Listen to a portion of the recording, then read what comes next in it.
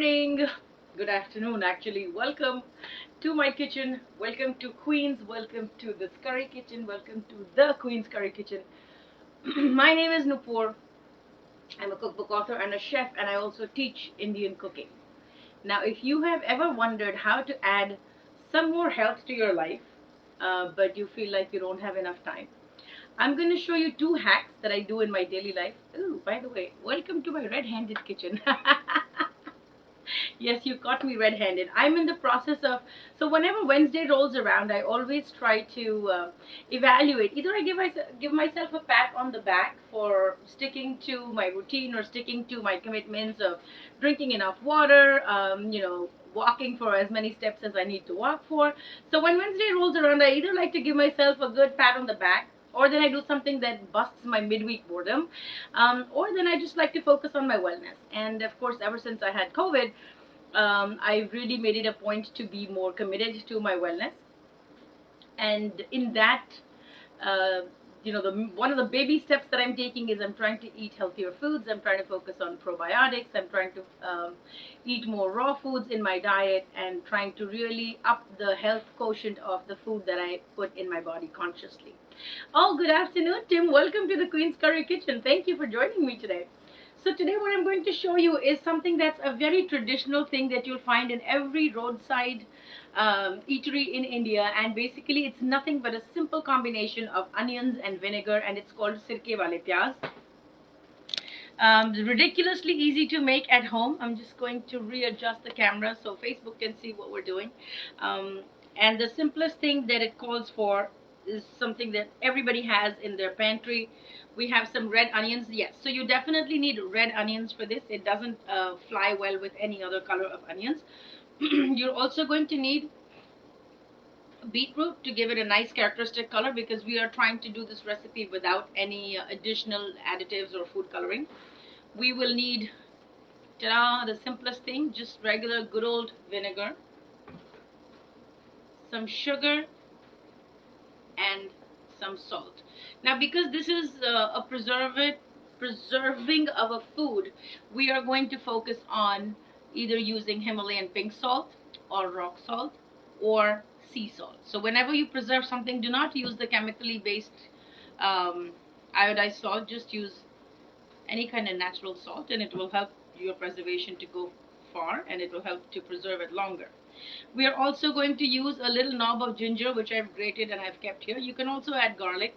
Now, as you know, I'm the queen of pickles and brines and probiotics, so this is something that I made, which is just a carrot, uh, a brined carrot with scallions, and it's absolutely delicious, nice and salty, with the mustard seed powder as the souring agent. Then I have this green chili pickle, which I showed you the other day when we were making it, with the Thai chilies and the long hot peppers. So this has a combination of a lot of seeds, and it has actually got some mustard oil. So there is definitely a little zing to this, just like wasabi. And this is the third one that I'm going to do right now. So for this, I am going to take my beets, and I'm only going to use half of it, and then if I'll see if the color isn't good enough, I might add some more. If you have ever tried to make any pickles or probiotics or kombucha or kefir at home, definitely let me know in the chat. I would love to hear what your experience has been. And if you feel like my videos bring a smile to your face or give you something to try that is new, or they add value to your cooking repertoire, then feel free to share this. Start a watch party on your Facebook page or share it. So I have a clean jar. You don't have to do anything complicated. If you don't have the time to boil it, just fill it with water and stick it in the microwave to sterilize it. And it has to have a lid that fits. And what I am going to do is I will fill it not all the way with vinegar, but I'll probably do like a half and maybe another half, because I really don't like the very sharp bite of vinegar, even though that's a really good preservative. So I've used some water just to kind of soften the kick of the vinegar. To this, I am going to add salt, and I just eyeball everything here. So here's the vinegar and the water, and I eyeball the salt. Now remember, the beets have kind of like an inherent sweetness to them, so you don't need too much sugar. You're just trying to balance out the acidity and balance out the saltiness. In goes the ginger. And you can make this ahead. It lasts for months and months and months. If you can get really tiny onions, which are like the size of shallots, that would be perfect, because what typically they do in India is they cut it into a cross shape from here, but they don't cut it all the way through, and then they dump them into the vinegar brine just whole. So these are a little too big to hang on whole, but if you have the tiny ones, that'll be great. So let me just actually add these beets right in there. You see, as soon as you do it, the water becomes kind of. I love this color. I love beets. Look at my hands. Caught red-handed. So yes, I love the color of it, and the natural way to give it the color is by using beets. A lot of times in the stores or in the restaurants, they tend to use a lot of food coloring, which I'm not a fan of. And for the onions, what I'm going to do is I will cut them into slices, but I won't cut them like this. I will actually cut them across into thin slices. I just gave all my knives for sharpening, so this is the only one I have, and it's pretty blunt. So please do yourselves a favor, never work with a blunt knife, because it's more dangerous than a sharp one. I'm going to bring those back, and then I'm going to give this one out. I just didn't want to be without all my knives on the same day, so that's where I'm at. And you know something, remind me before I say goodbye today, I have to show you how the sprouts are going. I had actually soaked some black garbanzo beans, and I wanted to sprout them, so I did that on the weekend. So today's probably day. My eyes are watering. No, I shouldn't be crying, but what to do? I'm so much in love with you. You get me emotional. Okay, so the onions are ready. I'm gonna bring this over here, and I will just drop in the onions. Just make sure you don't even have to separate the rings. Just make sure you peel it and wash it nicely, and that's about it. So pack them in really nicely, and pretty much these are ready to eat almost the next day even. Because and if you do a completely a vinegar brine and no water at all, you can just pretty much eat them in the next half hour. So I don't like to over salt them. I don't like to. So these are my daughter's favorites. These are some extras, so I'm probably gonna just use it in something else. And just gonna seal this. You don't need to put it in the sun. You can just leave it at room temperature. Just make sure you press this down nicely so that nothing floats on top. And that's about it. And if you need to like take a little bowl or something and push it down and then add the lid, that would be fine too. I think what I'm gonna do is I'm going to use this brine and build on this, and maybe add the remaining beetroot to this brine. Why not, right? Since I have it. So this has a really sharp, intense pungency to it because of the mustard powder, and that really adds a good sour quality. Oh, I cannot remember the last time I cried with all these onions around me. But I guess today's just one of those days.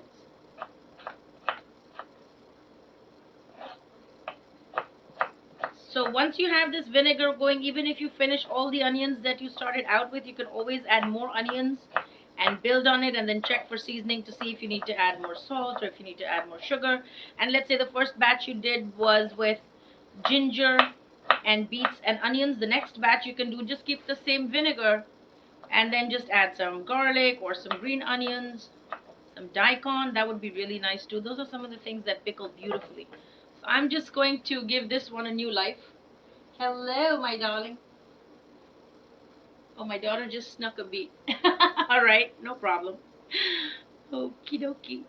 And then I'm going to close this, give it a good shake. You see how immediately the color, I just love this one. I actually could drink jugs and jugs of this kombucha. It's just so yum. It has a really sharp, I think it's an acquired taste because it has a very sharp pungency to it. But hey, you know what? Even sushi is an acquired taste, but nobody talks about that, right? Okay, let me show you one other thing that I started.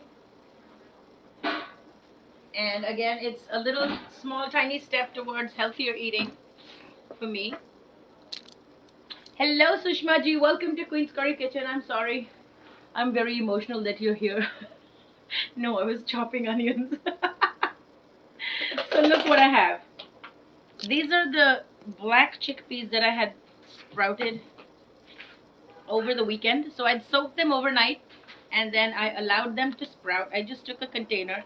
But you can see that because my container was a little too small, not all of them have sprouted. You can see you could actually pick out the handfuls of those that have sprouted. You see these? So this is actually living food. This is live food in action. You eat living food and you live, and you eat dead food that has been overcooked or sitting in the fridge for too long or over steamed or over boiled or over sauteed with too much masala, too much spices going on. See, like if you see all of these never made it. I think there wasn't too much air circulation, but this is good too. So what I'm going to do is I'm going to give it a cold water rinse, and basically I just close the box and I put it in the bottom of my oven. The oven was off.